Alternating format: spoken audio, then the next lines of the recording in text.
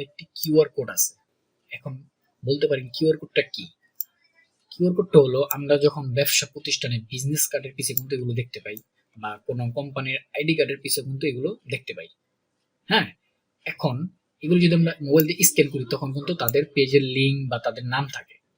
এখন এই জিনিসটি কিভাবে আপনি এমএস ওয়ার্ডে বানাবেন কোনো অ্যাপ ছাড়াই, সেটাই আজকে দেখাবো।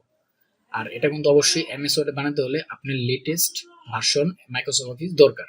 ঠিক আছে, যারা 2019 এবং 2021 ব্যবহার করে তারা একমাত্র এটি ব্যবহার করতে পারবে।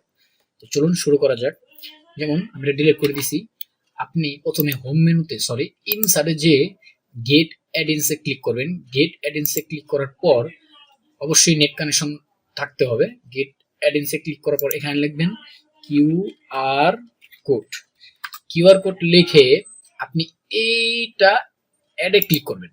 অ্যাডে ক্লিক করার পর জাস্ট কন্টিনিউতে ক্লিক করবেন। কন্টিনিউতে ক্লিক করার পর এভাবে আসবে, আপনি এটা ক্রস চিহ্ন দেবেন। এখন বলতে পারেন আমার কিউআর কোডটা গেল কই, তাই না? কিউআর কোডটা হলো এই যে আপনি গেট অ্যাডিন্স থেকে যে অ্যাড করেছিলেন, আপনি সেটি মাই অ্যাডিন্সে থাকবে। হ্যাঁ, তো মাই অ্যাডিন্সে ক্লিক করুন। ক্লিক করার পর দেখেন আমার কিন্তু যে জিনিসটা অ্যাড করেছিলাম সেটা কিন্তু অটোমেটিক এখানে এসে পড়ছে।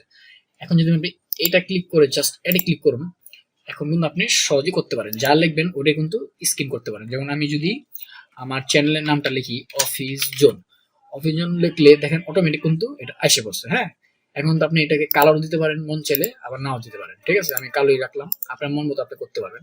জাস্ট এটাকে ইনসার্ট করবেন।